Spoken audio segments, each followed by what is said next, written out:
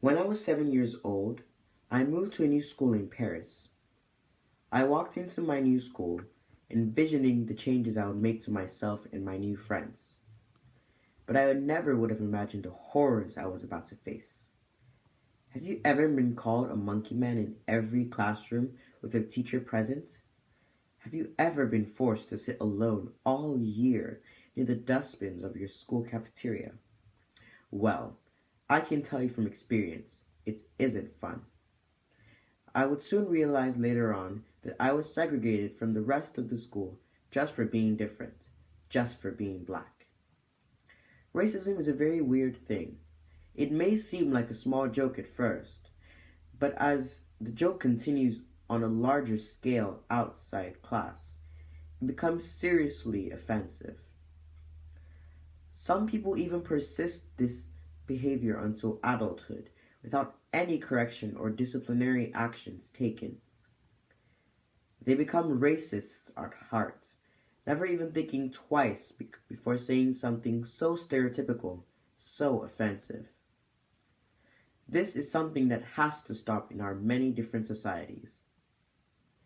It isn't just the stereotypical comments that are part of racism. It is also how it makes someone feel. Even after all these years, I can never forget the feeling of insecurity, like there was something wrong with me that made everyone in school push away. Although some of my classmates got over their xenophobic nature eventually, I still felt like an outsider, like I wasn't meant to be part of the school. Racism has devastating psychological effects on different people. Some people develop mental health issues such as depression, anxiety, PTSD, and may even develop suicidal thoughts after coming in contact with a racist comment or a racist person. I've had an Asian friend that bursts into tears whenever someone is racist towards anyone. He has experienced 2 years of stereotypical comments in the past. Now, I've probably been boring you with all my dumb facts and stories, so the next part of this video is going to be fun and a bit relaxing. Firstly, I want you to close your eyes and think about all the racist comments anyone has said to you or the racist comments that you've said to someone. Done? Nice. Now I want you to get a piece of paper and a pen or a pencil. You can pause the video and get your stationery. Now you're going to do something really relaxing.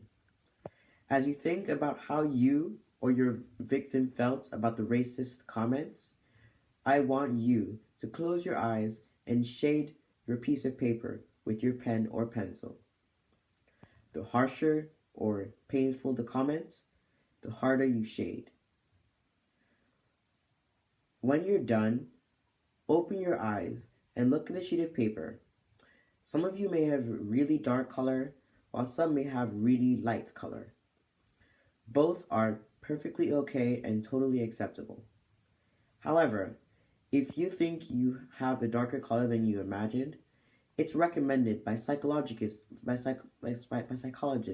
and medical doctors, not me, that you talk to a family member about your issues, preferably your parents. Some of you may not find it comfortable talking about these things with your parents, and that's natural. Teenagers tend to act like lone wolves from time to time. The best thing to do is to be passionate about expelling racism from your school community. Stand up for yourself. Create eye-catching posters that tell your racism story. You'll find that being aware and passionate about something gives you an opportunity to educate yourself and everyone around you. May we use words that edify, enlighten, and educate each other. May we use words that glorify the one and living God. Thank you so much for taking the time to listen to my short TED Talk.